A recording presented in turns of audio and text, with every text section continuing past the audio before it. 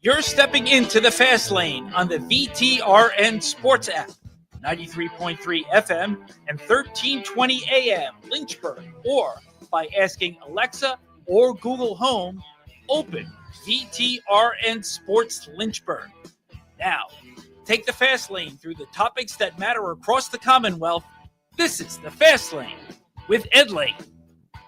So we're not going to full out take a detour to start the fast lane, but we will go ahead and get a quick confession out of the way. These are my confessions. That my poor wife, she had today off. Brownstone Properties, great company, gave their staff Monday off today. So my wife is off and she's at the house and has to hear me making observations about the NFL draft. I don't know about you, TJ, but yes, I will get my confession on here in the fast lane. These are my confessions. That I am a draft nerd. Me too. I mean, full-fledged. No shame at all. How many mock drafts have you done, Ed? I have not done any, but how many have I read? Oh, well over 100. Yeah. Well over 100. Going back, and here's the thing in the fast lane. If I get distracted at all this week, even Friday when you have rounds 2 and 3 mock drafts, I am that demented. Yeah, me too. You are too? Yeah, I love reading mock drafts, man. I'm a nerd. Yes. Welcome to the fast lane. TJ and Ed getting distracted from doing our job, like telling you what Rockingham Speedway was like this past weekend for NASCAR, because we're giving you a warning about the distractions that will inevitably be coming. Wednesday, we have no show tomorrow because of Virginia Tech baseball. They host VCU, 5 o'clock airtime with great Evan Hughes. But Wednesday, Thursday, and Friday, it will be ridiculously bad. To the point where, like, when I go to the Thrive LYH Expo next Saturday, it's technically Friday, May the 2nd, but I'll be going Saturday, May the 3rd. I'll be running the Freedom 424 5K. Trey will give you a shout out. If you beat me in the 5K, he'll do it on the morning warm-up from 7 to 8 a.m. the following Monday. But the thing is, I wonder if they have people that can cure me of my sick addiction to mock drafts and the NFL draft. Yeah. I mean, I guess TJ, Brenda, and Meade, your fiance and my wife, could have spouses to be in your case, or spouses.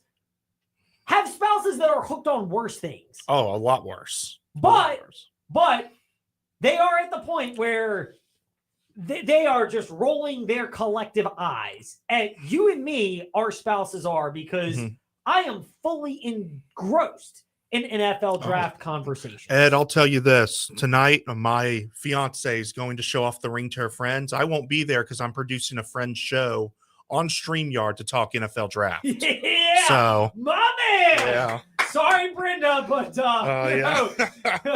I mean, he loved you so much he couldn't wait on proposing. But showing off the ring, sorry. If you want him there, do it next week. Hey, the hardware's not on my finger. Hey, it is not. So she can show it off to her friends, and you can just do what you should do as a great man, which is focus on the NFL. I love you, babe, if you're listening to this. Yes. Well, I'm glad you got that out of the way. Yeah, just wanted to make sure she knows that. As was once said on the original Kings of Comedy, where they thank God, and then he goes, now that we got that out of the way, and then the expletives come. Now, hopefully we avoid that today in the fast lane. But the point of the matter is, we're going to get distracted this week. I am an NFL draft nut. Like, it is year-round, but as you get the weeks leading up to the draft, really especially draft week, I'm the guy that's sitting there listening for all the nuggets of information. Who might all of a sudden be going fourth in the draft? Does New England stick with Will Campbell? Is there a chance that the Cleveland Browns pull a total shocker and don't go with Travis Hunter? The Giants, I'm not buying that they're going to draft Shedeur Sanders. I think it'll be Abdul Carter. Yeah. As a Cowboys fan, you probably want them to take Sanders. As an Eagles fan, that would be my preference because I don't think he's a very good player. But if they're doing the smart thing, I don't think that's the answer. Yeah. New England could be in for a shocker. They may not go offensive line in number 4. They could trade back. They could. Jacksonville. They're the hot item for either Ted McMillan or Ashton Genty, as we heard today on the Rich Eisen show when he had Todd McShay on earlier that there's a lot of theory out there that this draft is going to get really spicy and interesting. So, yes, we had to pivot. I'm sorry. Again, getting my usher back on here in the fast lane. I will confess I should have played the Taking a Detour soundbite because we're 4 minutes into the show and we still have not gotten to the weekend racing at Rockingham Speedway. Now, we have not really discussed this, TJ, because you're still relatively new to producing and co-hosting the Fast Lane. Yes. Are you a NASCAR fan at all? In all honesty, Ed, I have not been huge on NASCAR since Tony Stewart's retirement. No problem. I know of a lot of people that still watch and consume NASCAR, but Dale Earnhardt Sr., much like my favorite driver, was their favorite driver. I have all sorts of opinions on that, but one of the things that Dale Earnhardt Jr. has done, as much as he was, I know, at me, Fastlane, Ed Lane, Facebook, Twitter, Instagram, and wherever you listen to podcasts. Before you give the negative reviews with 1 star or no stars, if that's even possible, just hear me out. Dale Jr. as a driver, I don't think he was as impactful as a raw talent driver, the way people thought he would have been. Yeah. He was a little overrated in that I will regard. agree with that. But the flip side is his impact on NASCAR since then has been underrated. Yeah. He has been amazingly impactful. Certainly his podcast is well listened to. He's created an entire network off of that. He's the analyst that everybody wanted to have, and Amazon Prime is going to get his services after he was initially with NBC for a while. But with the new NASCAR media rights this year, where it's Amazon Prime and TNT, Turner, I guess, Warner Brothers Discovery, joining to split up the Fox at the beginning and NBC at the end, Dale Jr. was the 800-pound gorilla, the white whale, if you will. And his impact has also been on NASCAR tracks that have been historic in NASCAR. Some of them at the Cup Series level, some of them just other venues, but resurrecting them and advocating for it, partnering with the Cars Tour and bringing the Cars Tour to all these other venues to get them back into the rotation to where we could see what we saw this past weekend, which is Rockingham Speedway back on the NASCAR schedule.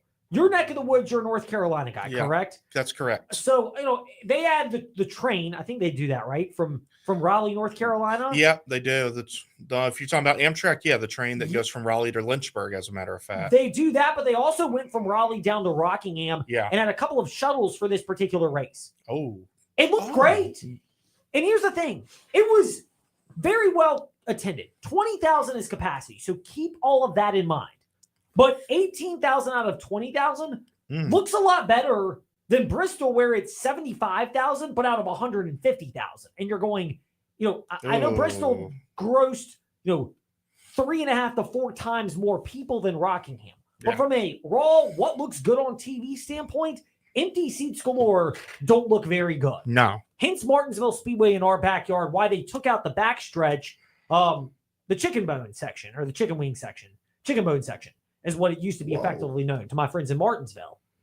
But they took that out and they put in the big billboards and sold them to different advertisers because they could make more money off of that when those billboards got noticed on television for the race weekend broadcast. So there's an aesthetics element to this, which is where Rockingham, I think, lived up to what you wanted to see this weekend. The big question going into it, we discussed it with Mike Neff of FrenchStretch.com this past Thursday in the Fast Lane. Fast Lane, Ed Lane, wherever you listen to podcasts. Kenny Wallace discussed that a week ago with our very own Trey Lyle on the Front Stretch Happy Hour podcast about NASCAR at not at Martinsville, but at Rockingham in the place of those venues on the schedule. And I'll be curious what Trey's boss, Tom Bowles of FrontStretch.com, has to say, not Gary Burns, but Tom Bowles of FrontStretch.com has to say when he joins us later this week. Because I thought the racing action was really good. Drivers had different opinions, but by and large, they seem to believe it was a real quality product that was out there. Ryan Sieg mentioned that as racing took place over the course of the weekend, it got better because the track widened out, which basically means that before there was rubber laid down, you could run practice laps, qualifying laps, truck race, then you do all that again, practice and qualifying, and then the Xfinity race. Over the course of the weekend, there are more laps that are run. So as rubber gets laid down, different grooves will form, and there will be different ways to pass. So you have more opportunities for it. I thought we saw that. Truck race was good. Xfinity race was better on Saturday. And part of the reason, as Ryan Sieg mentioned when speaking with FrontStretch.com after the race, and their Steven Stump will join us around 5:50 today, but the venue itself widened out. Yeah, no, it definitely widened out. So it was nice. You could actually run top or bottom. So it laid out nicely. I thought it was going to be a one groove track like Texas used to be, but no, it widened out. Laid out nicely. Like Texas used to be. I mean, it's hard for people like me to even remember Texas once upon a time actually producing great racing, but somehow it did. And yet, Rockingham, at least there's a path to it being that way. And Sheldon Creed mentioned after the race, despite the result that he didn't want, when he spoke with frontstretch.com after the Xfinity race Saturday, he thought the racing was good and it shows promise that will continue to improve. I think this place is going to get good. Like the more, seasons on it and like winters and summers. And I hope it keeps coming back because I think it's going to become a really good racetrack again. It's on its way there. That's what Sheldon Creed was intimating when speaking with frontstretch.com after the race. So this is not me saying, eliminate Rockingham from the track, the Rockingham Speedway, and get rid of it altogether. Or as Kenny Powers would tell it in its place on the schedule, you're out. Woo! As he would say. Or Kurt from Good Burger. Take out the trash. No, it doesn't deserve that type of treatment. It doesn't. But it needs more time to have more races. The rubber is going to wear off because they're going to have, presumably another year before NASCAR's Top Series comes back. But they do run cars where they run other lower end series on the venue. And as there's that wear and tear combined with it's going to, newsflash here, it's going to get really hot. In fact, to the point where it's in the 90s. It's looking a little bit like those Dallas Cowboys is peaking in the 90s. Those weather reports that once upon a time have come out and sting TJ Wilkerson to this day. Yeah. The reality is it's going to get hotter and then it's going to get colder. And those ebbs and flows of temperatures are going to help the track to age as that happens in NASCAR. And I know we're kind of getting into the weeds, but that's why over time, this will become an even better venue, presuming there are races that are well taken care of. But in order for that all to happen, I think the venue needs to continue to be a Truck and Xfinity Series venue.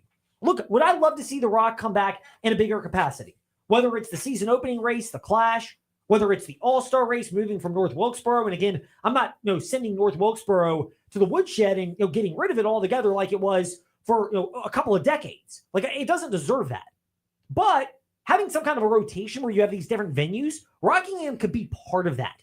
For these exhibition-style races where you bring the Cup Series drivers in, but it's on a scaled-down version, like Bowman Gray, which, again, that seats about 20,000 at Bowman Gray Stadium. It was great. It was a phenomenal TV product, but it kicked off the season as an exhibition-style event at the beginning of February. Or North Wilkesboro, again, smaller capacity, great venue, has a place for NASCAR's All-Star race. When you're doing big points-paying races with big purses, you need bigger grandstands with more venue. Yeah. And for Rockingham to reach that point, it needs to prove they can have weekends like this. 20,000 is great. It's doable. The fact that Rockingham had people, again, it wasn't 100% full. You could see some empty seats on the lower levels, in rows kind of 1, 2, 3, if you will. But it looked like it was 73%, 80% full for this past Friday's race. That was Good Friday. Remember, this is the Bible Belt, and we're talking a more religiously based sport in NASCAR. Good Friday, 5 o'clock, Friday afternoon. 5 o'clock in the afternoon, not at nighttime, the venue doesn't have lights, but late on a Friday afternoon, on Easter weekend. And it, again, well above 50%, 73, 80% capacity, somewhere in that ballpark. And again, I'm guesstimating here, but Saturday's Xfinity race looked closer to 95% full. It looked like there was a little bit of emptiness there, but for the most part, it was well attended. That means people are coming out. That means you can have a place on the lower level NASCAR schedule. Trucks, kind of NASCAR's version of AA baseball. Xfinity used to be the Busch Series. It's NASCAR's version of AAA baseball. I think there's a place for it. And even if you want to get creative, try it with the exhibition. I'm just saying, pun intended here, pump the brakes on the idea that Rockingham had one really fun, exciting weekend. Now, all of a sudden, put it back on the Truck Series, on the Cup Series schedule. Take some steps. Let it continue to grow. Those little steps that you can take can go a big way in determining what the venue is going forward. And I would much rather see it set up that way where it's legitimately set up to succeed. Look, the return was much better. And I was there in 2012 when NASCAR returned to Rockingham Speedway, and I don't think it was as well packed out as this past weekend's venue was. From the looks of it on TV, again, I wasn't there in person like our 550 guest from frontstretch.com later today and covering the Commonwealth, but it looked like the venue has continued to be upgraded. So there are a lot of positives. There are people that took off their normal NASCAR off weekend, and a lot of the media including friends of ours like Steve Post of Motor Racing Network and his colleague Alex Hayden, among others. They were there. So people bought into this. Was this like the first time that it's been back in the Rock in a couple of years? Because when you go to look at the race, it says NASCAR back at the Rock. Or is it just talking about it's back this year? So it was back this year.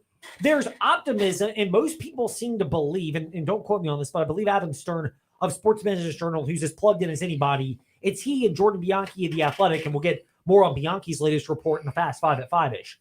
But it's those two who kind of indicated that it looks very promising that in a scaled down capacity, meaning trucks and Xfinities, AA, AAA version of NASCAR, like this past weekend, they're in line to get something like that back.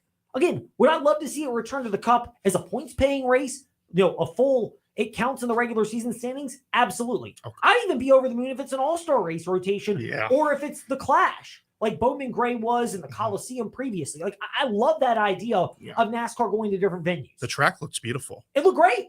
I thought from an aesthetic standpoint, it looks like it's more well-kept than it was when it came back in 2012. When I was down there, and it looked solid. It looked serviceable and doable.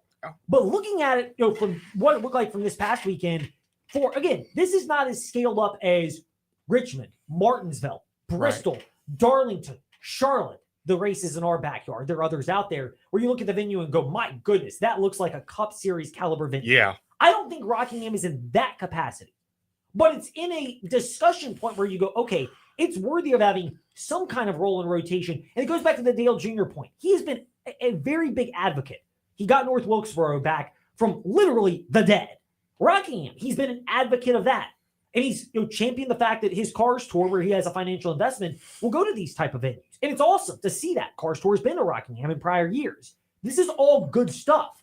But, we're in an instant gratification society, TJ. Yeah. And yet sometimes the slower approach of just time-tested, proving it again and again, and continuing to make small upgrades, the whole get 1% better, that's where I'm kind of aiming with NASCAR at the Rock. Do you think smaller, like NASCAR drivers like Carl Edwards, for example, I don't know if you remember him. Very much so. Background guy. Do you think if he were to do something like that, do you think it would go through compared to big brand names like Jeff Gordon and Dale Earnhardt Jr.? I think it would. I mean, even if you bring them back. In fact, Casey Kane was back this past weekend. And he'd been gone for about a decade or so from high-level NASCAR Cup Series racing. And he was asked by frontstretch.com trying to compare the atmosphere to 2012. And here's what he said. And, maybe understandably, his memory was a little fuzzy on that. So I don't remember it a ton because I raced Texas Friday, Saturday night, flew here and raced Sunday. And so there's a lot going on that weekend. I remember I had a blast driving and, it was a really cool race to be part of. I feel like there's way more people here today. And I feel like it's, a lot more excitement this weekend than what I remember then. But like I said, I was in Texas, so, the first 3-4 days of the weekend and, leading into it. That was Casey Kane with frontstretch.com. And it goes to the point about what we saw this past weekend at Rockingham, where I liked what I saw out of it. It did feel like there was more of a vibe. Now, social media, the reporters that covered NASCAR, a ton of them were more heavily invested in it. Bob Pockris, as good as they come for Fox Sports, he's one of the breaking news guys in NASCAR, was there. So you have Bob Pockris that's there. You've got a lot of the frontstretch.com current crew and even alums of frontstretch.com like Davey Siegel, who, theoretically had the weekend off, but they're down there. It shows that people were into this and the fans back that up. And that's really what it means, because the fans are code for customers and people who will fork over dollar bills, y'all. As Kenny Powers would remind us, to go see a venue. And that is the positive from this. By the way, we mentioned things that are going on in NASCAR. Yes, we are going to table some of these towards Wednesday's edition of the Fast Lane, because when we return, we have got to get to your teams and topics. I know we took a detour to talk NFL draft, getting our usher on for a moment. I just couldn't help myself. So because of that, we got to delay the Fast Five at 5-ish, because when we return, we need the experts' insight in covering the Commonwealth. JMU, Virginia Tech. The latest on that, followed by, after a quick break, Liberty the Hillcats and NASCAR. All of that still coming up, still loaded for you on this Monday edition, as Jazz would remind us. Man, you loaded! Yes, we are! So we will be back after this here in the Fast Lane. Mark Dalton here with Terry Volkswagen. Get ready to fall head over heels for the perfect VW SUV. One size doesn't fit all, though, and that's why Volkswagen has an SUV for everyone. From the compact and affordable Volkswagen Taos to the tech-packed Tiguan and the spacious Volkswagen Atlas. No matter which one fits your lifestyle, you'll love the comfort, performance, and safety. Stop by Terry Volkswagen on Forest Road in Lynchburg or check us out online at terrybw.com. Terry Volkswagen. You'll love our cars. Join us on May 2nd and 3rd for Freedom 424's annual 5K event, Run for Their Lives, brought to you by Thrive Lynchburg Health and Wellness Expo. This combination of events seeks to bring Lynchburg all of the health and wellness resources that it so deserves. Come experience our 5K, our kids' 1 mile race, and an expo with over 50 vendors to give you the tips and tricks you need to stay healthy. We hope to see you out at the LU Indoor Track Complex Friday night or Saturday morning, May 2nd and 3rd. Do you know what a cold climate heat pump is? They're a new generation of heat pumps from Tara Lee Mosley that provide substantially more heat than traditional heat pumps, even when it's 5 degrees outside. This means your electrical auxiliary heat runs less, saving you big time on your electric bill. And with the recent spikes in electric utility rates, that's crucial. Plus, these new heat pumps qualify you for a $2,000 federal tax credit. Contact Tara Lee Mosley for more info on the new cold climate heat pumps. Hi, Gary the Third here, and I'm excited to say spring has arrived at Gary's Garden Center with great plants and a great selection. Gary's has seasonal color flowers along with vegetables, 60-plus varieties of herbs, perennial flowers, and much more. With friendly service and great advice, we are always happy to answer your questions. Visit Gary's Garden Center at 794 Leesville Road for all your lawn and garden needs. Stop by, say hi, and take a look around. Car insurance rates are rising rapidly. That's no secret. It's because the cost of medical care for those who are injured and the repair and replacement cost of damaged vehicles is skyrocketing. But what can you do about it? Hi, this is Judd Gardner with Gardner Insurance Solutions in Lynchburg. We've been helping Central Virginia drivers purchase the coverage they need at affordable prices since 1993. Talk with us before you pay again. We represent numerous companies and have many cost-saving strategies. Gardner Insurance Solutions, 434-316-5433. Your home is more than just walls and windows. It's where life happens. And at Right Choice Construction, we get that. We're not just builders. We're fathers, mothers, neighbors, just like you. And every nail and every beam reflects our commitment to creating a place you're proud to live in. With Right Choice Construction, you're choosing a team that's been perfecting the art of building for years. So build with us. Build with experience. Build with quality. Build with Right Choice. We're here with Colt from We Fix Stupid Computers. Colt, to go along with your residential or individual walk-in services that you offer, you also do a lot of business IT support. How about you discuss that and what specifically do you do to help businesses in the area? We see a lot of that. Small to medium-sized businesses, they still have their IT projects. They still need resources to help them within their office and for remote users. And so we'll step in and fill in the gap where we do a lot of projects for them, help them manage their resources, their budgets, and get their technology under control. Colt, how can these people reach out to you to assess their IT needs? Call us. Our number is 434-525-8590. Our website, wefixstupidcomputers.com. We're on Facebook.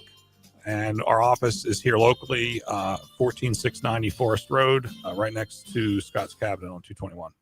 Hey there, fellow travelers. It's me, the Hotel Whiz. Before you go anywhere, call me day or night for hotel rates too low to publish. I'll save you up to 75% on over 500,000 hotels across the globe. You see, I've already done the research, so you don't have to spend time online trying to find the best deal. That's up to 75% off. Just call me, the Hotel Whiz. It's a free call, and you get instant access to rates too low to publish with no cancellation fees. Make a free call now and save up to 75% off your hotel rooms the next time you're going somewhere for business or pleasure. Call the Hotel Whiz now and get instant access to rates to load up publish. 800-378-2714.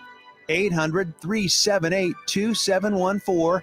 800-378-2714. Call the Hotel Whiz right now for rates to load up publish. 800-378-2714.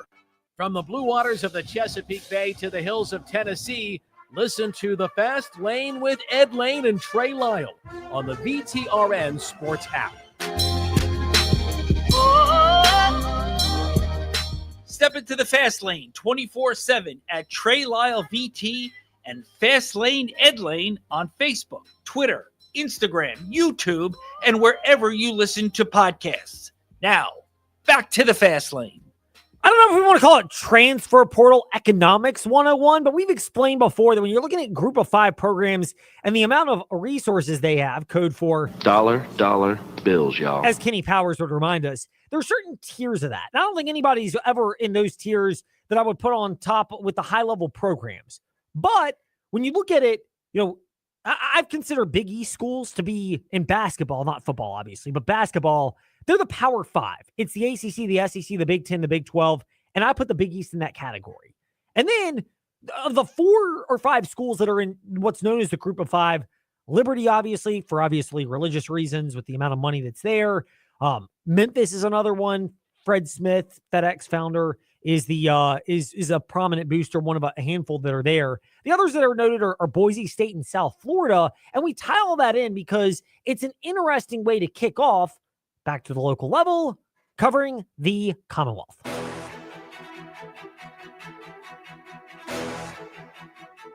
It's time for your teams and topics, covering the Commonwealth. A look at teams and topics from around the Commonwealth.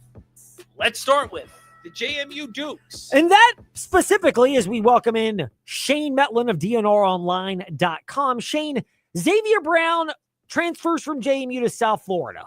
We mentioned kind of the amount of financial resources that are at South Florida. And then the one that, it was crystal clear that, with all due respect to JMU, I don't think they were going to have a chance to compete with the bidding war that came out, it seemed, for Bryce Lindsey when his finalists were listed, and ultimately he ends up committing to Villanova, and we all know why Kevin Willard left Maryland to go to that particular job. Those decisions, as much as it stings for JMU to lose those 2 players, Bryce Lindsey to Villanova and Xavier Brown to South Florida, does their final destination give more closure to JMU fans of why that decision transpired and how little of a chance they might have had to retain their services? Yeah, I mean, I think when it comes to Xavier Brown, I don't even know if it was so much about the money as much as it became pretty clear midway through the season that it probably wasn't working out with him and the new coaching staff, and that he was probably going to move on regardless. So that's a little bit different situation. Bryce Lindsey obviously is one where I'm assuming he's going to be making a pretty nice payday with this. I think Kevin Willard was showing some interest, had shown some interest before at Maryland. He's a Baltimore kid, so relationship was already there. So this one makes a good amount of sense for him. Staying pretty close to home, coaching staff he's familiar with, and like you said, it's a high major program at Villanova, so the money's there. Shane Metlin, he's at Shane_DNR online on Twitter, and Shane_DNR Sports on Twitter, and at DNRonline.com. Shane, of the news that's popping up for JMU, we've seen this Liberty in our own backyard as an example. They got one Power 4 bounce back in Ryan Jones from Virginia Tech. They've got another, and they made a habit of these the last couple of years, either Power 4 bounce back guys, injury related, lack of playing time, or guys that are transferring up from the Division II or JUCO caliber level. Is that where your eyes are peeled as well for JMU? Similar recruiting philosophy for Preston Spradlin trying to reload this roster? Yeah, I think so. That staff has always had a good success rate with guys coming from NAIA Division II. When they were at Morehead State, you got Riley Minix, who's with the San Antonio Spurs now, is an NAIA kid that got at Morehead State. So they've done a good job evaluating those kinds of players, and JMU in general has gotten a lot of those, high major bounce backs. I think, you talk about JMU or Liberty, where the facilities are really nice, things like that. Maybe maybe the NIL money is not quite the same, but if you've been playing at a high major program and you've had the best training facilities, the best practice gym, things like that, you don't really want to bounce back to someplace like, not to disparage Radford or something, but they just don't have the same facilities that schools like JMU, ODU, Liberty in this state have. Yeah, I mean, and that's a big part of it is these guys are still looking for opportunities to maximize their time in a particular location. We always maximize our JMU insight by following Shane Metlin at DNRonline.com and at Shane_DNR Sports. Shane, there are a couple of developments that are transpiring with the NCAA and have kind of taken an added level the last couple of days. One of them being the idea that they will, not that this isn't going on, but now they'll directly allow schools to pay players. More likely, well, we're not going to fight the courts on this. The other is maybe, the 5-year eligibility rule is continuing to be challenged, and that seems to be the case. Which one are you monitoring, or which ones are you monitoring the most right now, knowing that, I mean, these things all take their own life cycle turns? Yeah, I think I'm probably monitoring the House case probably the most, just because there do continue to be a lot of objections. It doesn't seem like the NCAA lawyers or the lawyers for the defendants either have really taken what the judge asked for to heart. Like, they're not making the changes she asked for, which I still assume it's going to get approved, but that seems like a dangerous game to play, to not make some of the concessions she was asking for. So we'll see what ends up happening with that. If it doesn't get approved, then we kind of have even more chaos than we thought we did. Yes, as if we didn't think we had enough. It can only get more chaotic. That's exactly what we need, Shane. I know. Yeah, it would be wild if it doesn't get approved. Like, then you're kind of back to square one, and the NCAA is looking at possibly a $12 billion loss rather than a couple billion, which is more money than I can fathom. But it's crazy. I mean, it really is. You're just looking at where things go, and you're going, "Wow, this is our current lot of light." Meanwhile, thankfully, somebody that can parse through it all for us is Shane Metlin at DNRonline.com and at Shane_DNR Sports, talking JMU Dukes. Shane, good to speak with you. I'm sure we'll have more developments. If there's one good thing about the transfer portal chaos, it's giving us a lot of leeway and things to discuss as we are in the offseason timeframe. Oh, yeah, definitely does that. Now to the Virginia Tech Hokies. With David Cunningham of TechSideline.com, he's at The Real D Cunna on Twitter and Instagram. David, for Virginia Tech football and Virginia Tech basketball, we saw Cameron Fleming in the football side of things become the latest transfer today at the linebacker position. How much of this is Virginia Tech realizing that with Sam Sifkas, the unit is not what he needs to have a chance to succeed, and they're in the must-win mode for self-preservation for every member of this staff?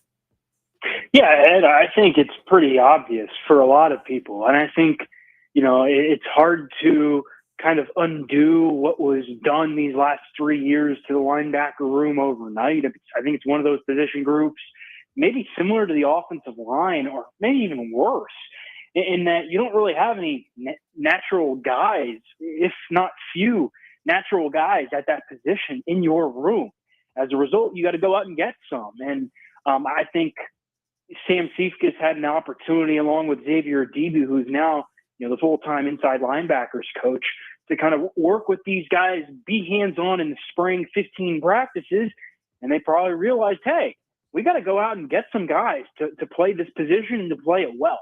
And that's what I think you're seeing. And, the portal's still open for a little bit longer. I'm sure you'll see the Hokies continue to target more linebackers, but they probably need one or two guys to come in and help kind of shore up that room, because they've got a couple guys that Caleb Woods and Jaden Keller are somewhat experienced there, but kind of inconsistent.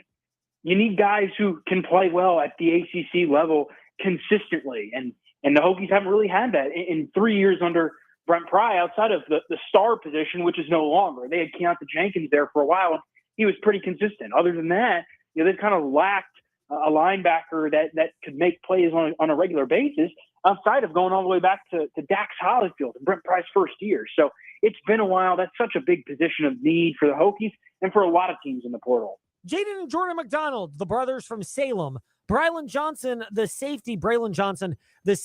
Also entering the transfer portal. Everybody we've touched on has been on the defensive side of the ball. Have these been situations for Virginia Tech where, it's somewhat of the pruning of the roster, but also the recognition that for Sam Seifkas to get what he wants, he's realizing there are certain pieces they've just got to upgrade. Yeah, I think it's on both sides of the ball, right? You saw it with some of the guys on the defensive side, like you mentioned, the McDonald brothers. I think you've seen it a little bit on the offensive line. Bottom line is, in this day and age, it's become the norm as opposed to kind of the outlier, right? It's normal now for guys to play 2 years, maybe redshirt one, kind of see if they can get some playing time, and if they can't, move on, right? I think you're going to see a lot of these guys. Virginia Tech had 23 guys since the end of the season enter the transfer portal. Cameron Fleming was the latest today. 23 guys. And a lot of those guys are landing at lower level schools. Now, some of them, the guys that are really, really quality and talented, the former starters like the Braylon Moores and the Mansour Delanes, yeah, they're going to like SEC schools. But a lot of these guys, they're guys down the roster that are in some ways just depth pieces, if anything. And I think you're seeing that with some of these guys where, for whatever reason, it just did not work out at Virginia Tech for them. Different reasons for different players, of course. McDonald's, I'm sure, have their own thing going on. But for whatever reason, it didn't work out for them. And now they've got to have an opportunity to go play somewhere else. But on the positive side, it gives the Hokies an opportunity, like we just talked about, to bring in new blood, bring in guys who they think can be upgrades. It's kind of similar to what you saw Mike Young do this past offseason, this offseason right now for men's basketball, where they let a lot of guys go. And a lot of those guys went to lower levels. And as a result, they're bringing in guys like Amani Hansberry and Isaiah Pasha, right? Guys they think can be upgrades. This has been the opportunity this spring, one last opportunity to kind of re-upgrade your roster before things really, really get going in the fall. You mentioned Virginia Tech basketball, so we'll wrap up our portion with David Cunningham of covering the Commonwealth on Isaiah Pasha, the point guard transfer from Delaware who comes to Virginia Tech.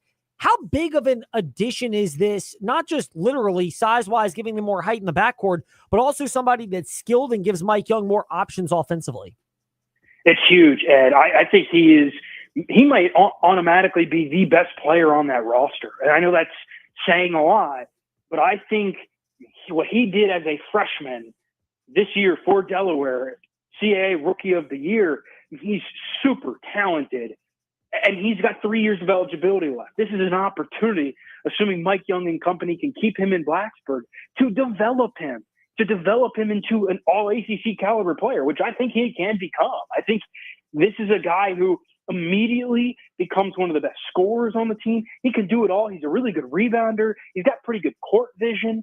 He's very efficient shooter, and I'm sure he'll only grow in that realm. He's not a great three-point shooter right now, but he's okay. He's serviceable, right? And you have to understand that he just finished his freshman year at a team that finished below 500 or thereabouts. So I think this is a huge pickup for Mike Young and company. I think it gives them an opportunity to be a little versatile with their lineup, similar with Amani Hansberry, a guy who can kind of play the 4 and the 5.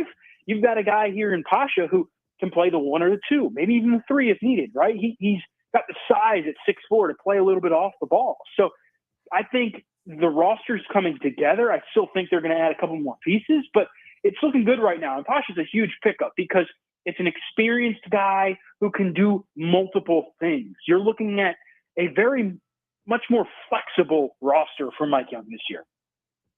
David, flexible. We appreciate the fact that you are with your ordering, covering the Commonwealth, and it's always good when we can catch up. So thank you for your time today. Appreciate it, Ed. Talk to you soon.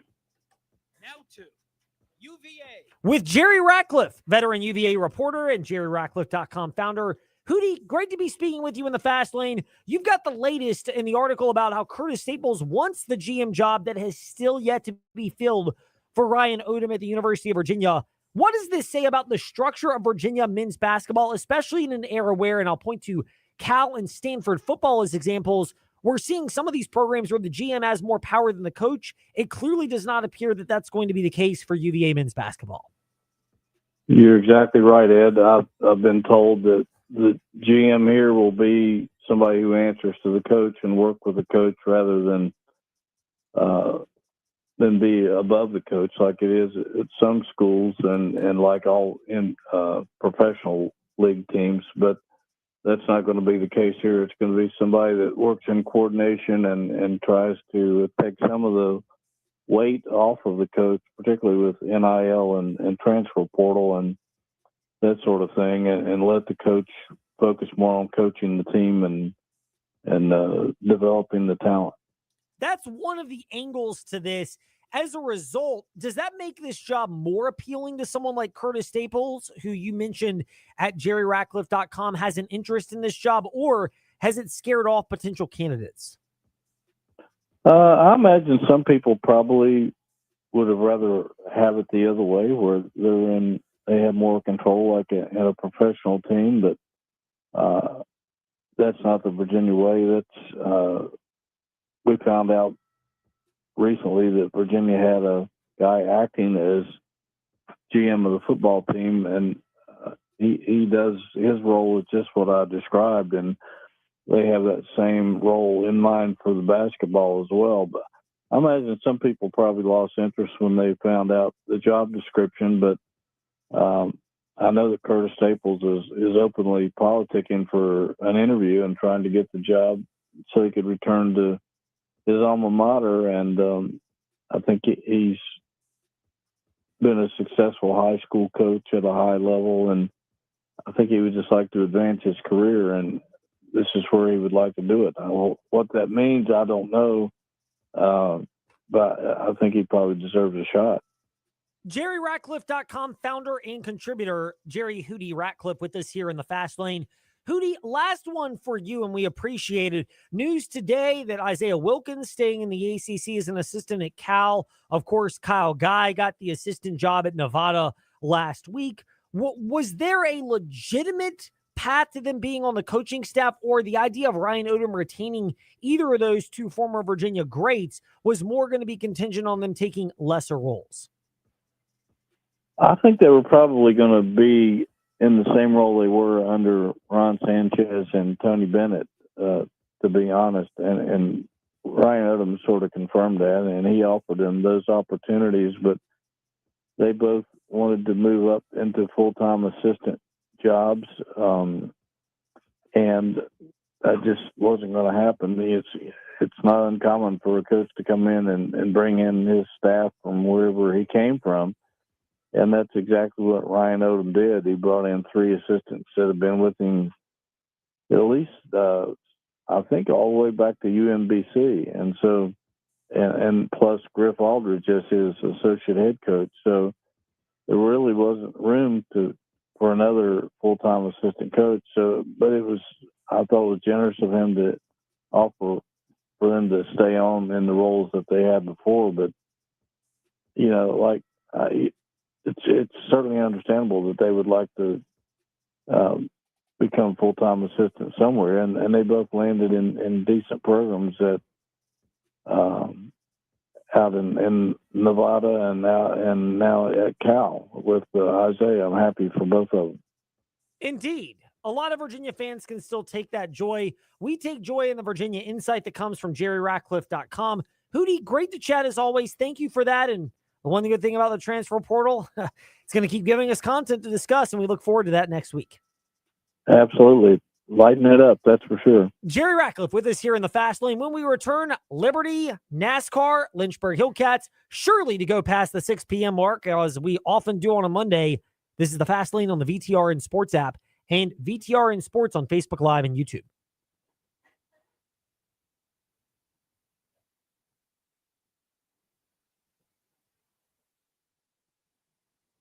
At the used car superstore on the Sheeler Motor Mile. And with straightforward pricing and inventory arriving daily, there's no reason to start anywhere else than the Motor Mile. Volume selling means volume pricing, and we've got the volume. The used car superstore is your one stop for most makes and models. Cars, trucks, vans, SUVs, many have miles in the teens, remaining factory warranties, and some are even local one-owner vehicles. Shop over 900 used vehicles in stock now, more than any other dealer in the area. Sheeler owns the finance company, so getting approved for credit is easy. easy on the Motor Mile with financing options for every budget. You're a valued customer and not just a number on the Motor Mile. The used car superstore on the Sheeler Motor Mile. Your premier family-owned car dealer serving Southwest Virginia and surrounding areas for 50 years. I-81 exit 118C in Christiansburg. Call 866-SHEELER1. Always open at Sheeler.com. And we're excited to welcome Honda and Hyundai to the Motor Mile family. Why start anywhere else? Are you ready to move to the next chapter of your life? That means you're ready for us. Hi, I'm Moyanne Harding, the region's only total turnkey realtor and interior designer. We'll come to you and help you decide what you're ready to let go of and bring you top dollar for those unwanted items. Most importantly, we'll sell your most valuable investment, your home. With decades of experience, just hand your keys to us and let the stress melt away. Call me today and book your consultation, www.moyanne.com.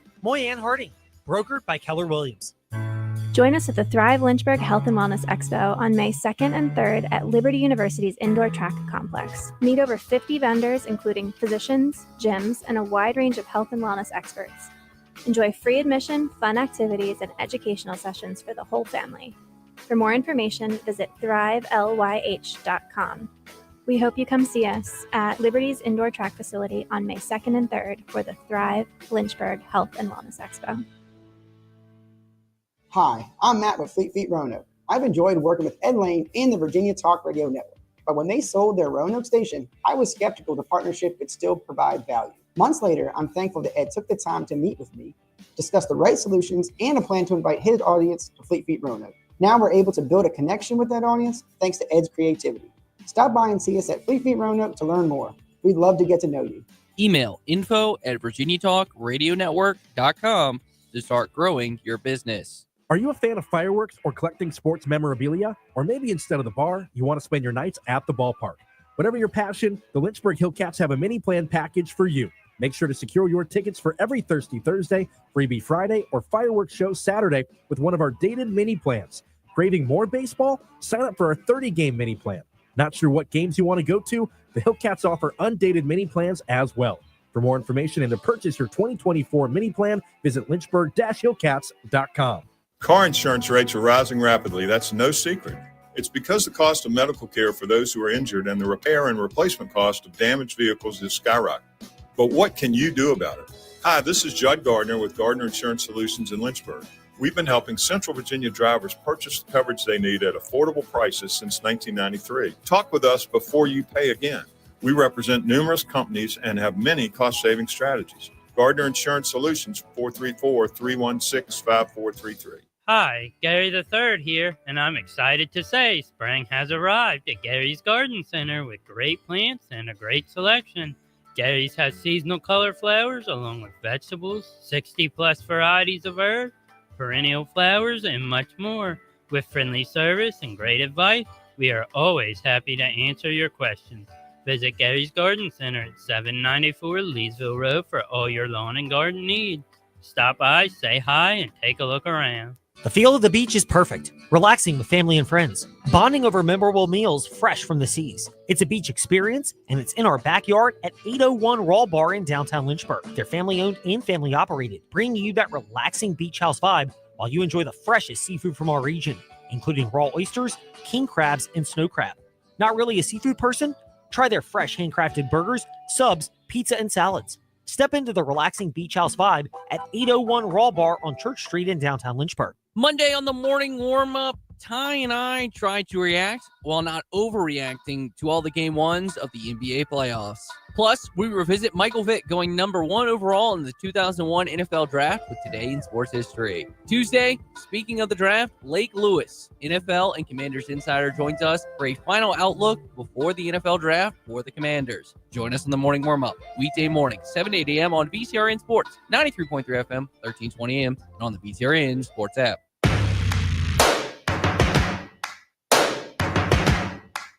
Step into the Fast Lane 24/7 at Trey Lyle VT and Fast Lane Ed Lane on Facebook, Twitter, Instagram, YouTube, and wherever you listen to podcasts.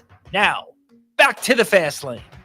Why would we ever just go straight for perspective here in the Fast Lane?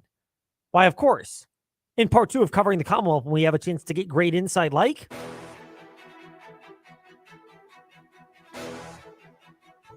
It's time for your teams and topics. Covering the Commonwealth, a look at teams and topics from around the Commonwealth. Let's start with the Liberty Flames. John Manson covers them for a seaofred.com. And back with us once again here in the Fast Lane. John, great to be chatting with you. The news coming down yesterday on social media. Jay Hardy, would we say recommitting to Hugh Freeze and recommitting to Auburn? He was at Auburn, then left Auburn to join Hugh Freeze at Liberty. Now leaves Liberty to go back to Auburn and back to being with Hugh Freeze. And then right after that, TJ Bush, the news came out that he would be transferring to Cal. This is where we get to go all unprofessional, anti-journalism school. We'll give you a blank slate. What was your takeaway when you got that nugget of information at some point on the Easter Sunday you were hopefully enjoying with your lovely family? Yeah, it was a good weekend with the family. But no, it was Jay Hardy wasn't too shocked about him going back to Auburn, be reunited with Hugh Freeze, as you mentioned. TJ Bush was a little surprising. I had heard wind of him visiting Cal. I think he was also planned to visit Stanford this past weekend, too.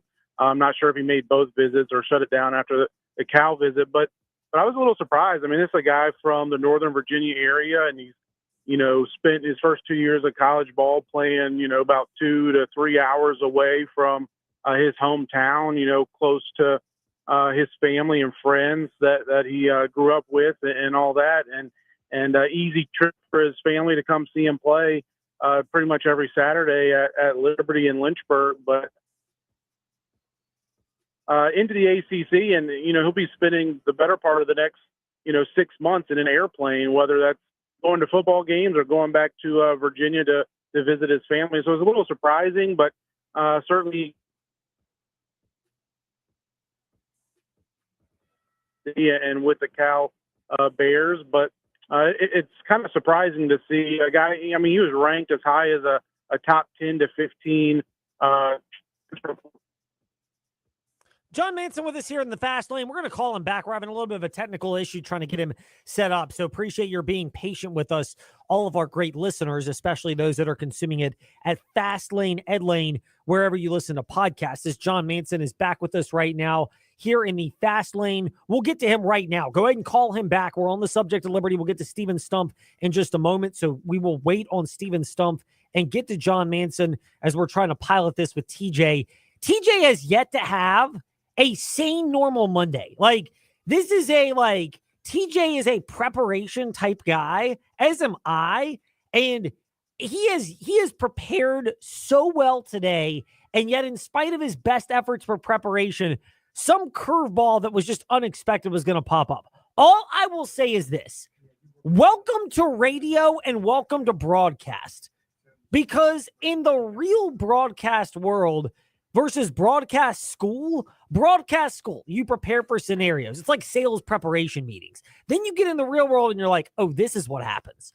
And it totally takes you aback. Now, TJ has done a great job. John Manson always does a great job, which is why we are glad to be reconnecting with him here today in the Fast Lane. John, you were mentioning the point about TJ Bush and the unique fit of being in the ACC, but the wrong side of the Atlantic part, in more the Pacific coast, as he will be at Cal. The fit for TJ Bush at Cal, did it surprise you? Or in this day and age, with the amount of money, especially given everybody Cal has lost in the transfer portal, the running back Jaden Ott to Oklahoma, their tight ends gone to Texas, among others, that I know it sounds cynical, but the money probably had to be spent somewhere.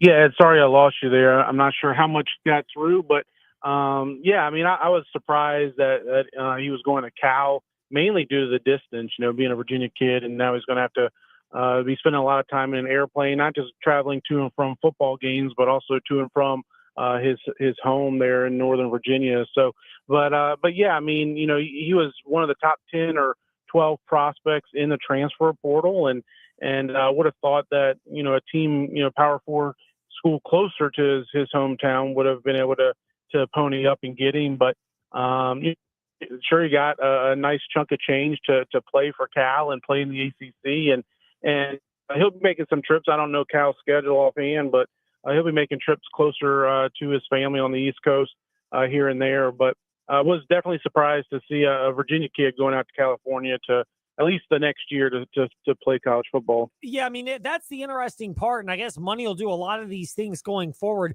Not sure if he calculated the fact that in California, it's like 40% income tax. So a lot of that money that he may be earning may be going straight back to the California government. But alas, somebody may have done the calculations and it is still financially worthwhile for him. Meanwhile, it's worthwhile to get the perspective from John Manson at JC Manson on Twitter, as well as AseaofRed.com, because earlier today, John, you tweeted this out about something that one of the Kentucky sports radio people, Matt Jones, had mentioned. And you mentioned, sure, Liberty and Kentucky are not on the same playing field, but there are always more players out there to be had, football or basketball. We'll stick with football because we can get to basketball later, but for football, how confident are you that this is one of the reasons why you brought on Jamie Chadwell, which is not that the players don't matter, but that you've got a coaching staff that has a system in place that has proven it can win even when there's a rotating cast of players? Yeah, Ed, you're hitting it right on the nail on the head there with where I was going with that. As long as Liberty's got a head coach like Jamie Chadwell or Richie McKay in basketball as well too, but speaking about Chadwell specifically, I mean, you know that he's going to be able to put out competitive teams each and every year, regardless of who exits the door through the portal or who enters the door through the portal or as a freshman or whatever the case may be. Just look at his track record. I mean, he's won everywhere he's been. He won, obviously, Coastal Carolina and the Sun Belt, and he's proven he can get it done at Liberty as well in his first 2 years. And sure, you may not know as a fan, you may not know the cast of characters each and every year because it's so much turnover. But, I mean, that's what you're seeing all across college athletics. That's part of it right now. But as long as Liberty has Chadwell or McKay in basketball, roaming the sidelines or manning the sidelines, you can feel confident they're at least going to be competitive. And then, it's just a matter of them being able to gel the team together, gel those pieces together once they get them all the pieces filled and the roster filled, gelling them together in the off season to play together as one unit. Because, you don't have, 2, 3, 4 years of these guys playing together. I mean, yeah, you have a few here and there, but it just doesn't happen anymore just with the roster turning over so much for everyone. It's not just Liberty. So having someone like Coach Chadwell who has a proven track record, Liberty's going to be competitive and the faces may change, the names may change. But Liberty, if you look in the sports books today, Liberty is the favorite to win Conference USA. We don't even know who the starting quarterback is going to be. If you look at try to put together a 2 deep for the defensive line, it's a lot of question marks, literal question marks in those blanks rather than actual names of players. But as long as they got Coach Chadwell and the resources that Liberty can present, something that Liberty fans shouldn't worry about. Yeah, I mean, that's the big point to it. And there are a number of other angles that we'll take on that topic, the value of the right head coach. But those are later on in the offseason with John Manson of AseaofRed.com. John, good to be speaking with you. We appreciate your time as always. Thank you for making some for us and bearing with us through the technical challenges today as well. Sounds good. Thanks, Ed. John Manson, AseaofRed.com, with us here in the Fast Lane on W227BG Timberlake, WVGM AM Lynchburg, WMNA Gretna, Danville Southside, and the VTRN Sports app. Plus, ask that smart speaker, open VTRN Sports. Now to NASCAR. Steven Stumpf, frontstretch.com, with us here in the Fast Lane. Steven, you were at The Rock for NASCAR's return for the first time in about a decade. I was actually there for the 2012 edition and thought it was good, but a lot of people think this version was even better. How would you rate the overall weekend from how it was put on to how it was received, including by the fans who were there in attendance? Well, first of all, I think the weekend was a smashing success, far more than I think any of us could have predicted. Friday, there was a great crowd. Saturday, sold-out crowd. I think, upwards of 30,000 people. The atmosphere was rocking. It was a great show.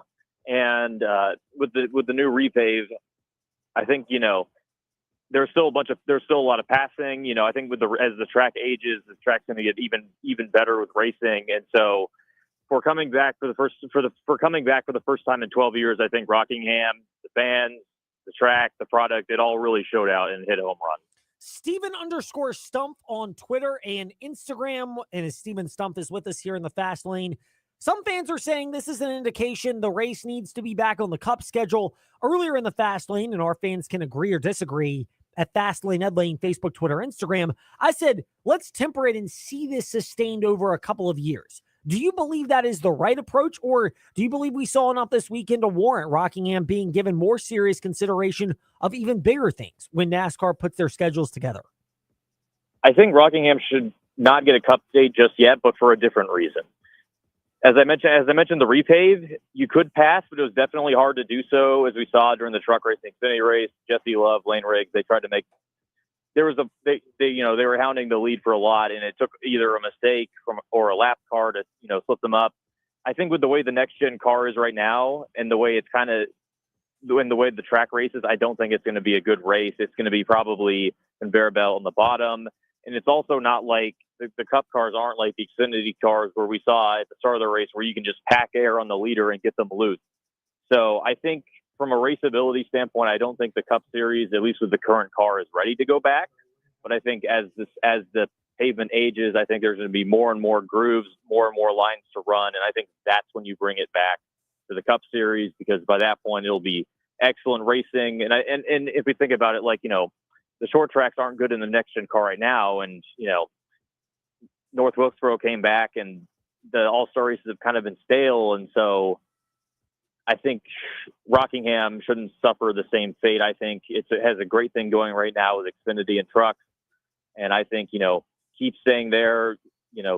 Great crowd. If we have that next year, that's even better. And I think maybe a year, 2 years down the road, maybe 3, I think that's the time to put Rockingham back on the Cup schedule. I like it. That is good, tempered insight from Steven Stump of frontstretch.com.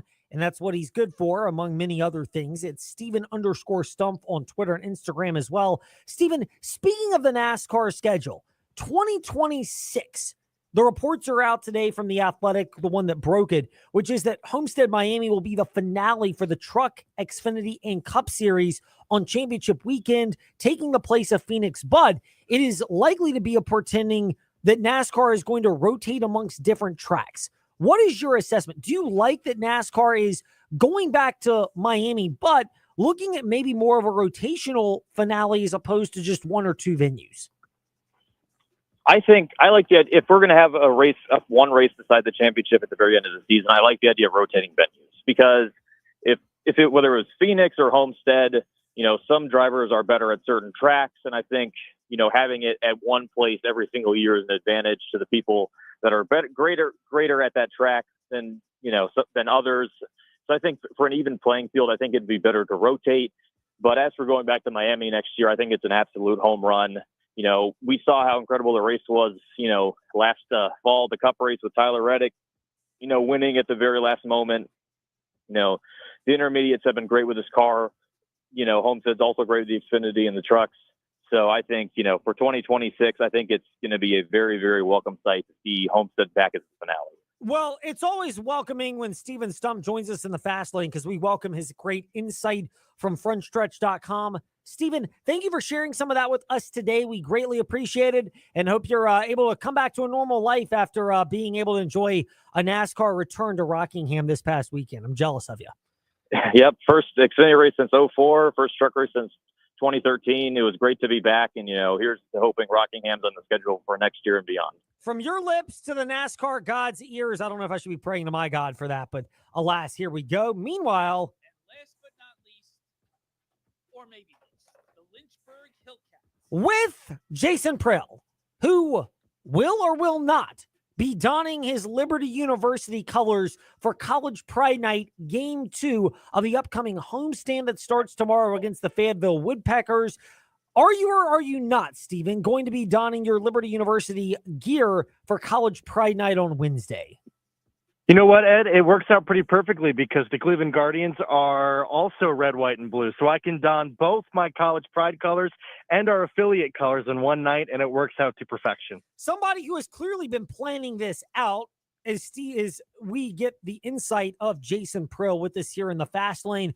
It'll at least be quieter than Friday when it's Canine and Wine Night at the ballpark, where there will be dogs at the ballpark. Do they ever come up into the press box when you're there, Steve? When you're there, Jason? Unfortunately, they have not. I keep hoping that somebody lifts the dog up over the railing to the press box and into the window, because I need a friend up there. Even though I got Connor in the press box with me, it's still nice to have a furry friend up there too. And Southpaw just doesn't cut it. He makes a little bit too much of a mess. Southpaw, I'm sure, doesn't. He's like a typical mascot getting into things. Connor, I mean, with all due respect, we love you, Connor, but you're not a dog. So that shouldn't come as a surprise. I'm not treated as much royalty as dogs are in my house either. So, it just kind of is what it is. Meanwhile, the Lynchburg Hillcats felt like royalty this past week at Salem. They got on the right track. How crucial of it, though, is the fact that what we saw in those 4 wins most recently, 1, 2, 4, and 2 runs allowed, that it looks like the pitching is starting to settle in. Yeah, that's going to be the key to this entire season, Ed, getting the pitching on track. We talked about it at the start of the season, and that's what this team is going to be built on. They need to be able to pitch well, and it starts with their starting pitching, which has been solid all season long, but it's the bullpen that we finally saw turn that corner. Yes, it's still early, and yes, early numbers can't be read into too deeply, but I like what I'm seeing. I'm liking some of the advanced numbers that are coming out of the data points. I'm excited for what we could have this week against Fayetteville again. It could make it even louder than what it'll be Friday night with Canine and Wine Night at Lynchburg City Stadium. Jason Prill at JazzPrill19 on Twitter and Instagram, broadcaster for the Lynchburg Hillcats. Jason, always good to chat with you. We appreciate your time, and enjoy the next 2 weeks of games at home. Absolutely, Ed. I will do my best and try to stay as caffeinated as possible. Indeed, he'll need that energy. Meanwhile, you can get a little bit boost as well when you go to InSceneRadioDeals.com and get those tickets with the food voucher, general admission, or reserve. First come, first get for different games. So shop 24/7 at InSceneRadioDeals.com. Meanwhile, that does it for us today in the Fast Lane. We're off tomorrow. VCU and Virginia Tech baseball. We're back Wednesday, getting distracted again by the NFL draft. And who knows what shenanigans will unfold. So keep it locked right here to the VTR and Sports app, including Lake Lewis on the morning warm-up tomorrow with Trey. Meanwhile, on to Make It Rain with Adam Shine, joined in progress. Honestly, he called that the best experience of his life. And when your team goes on a 21-0 run in the fourth quarter of a playoff game,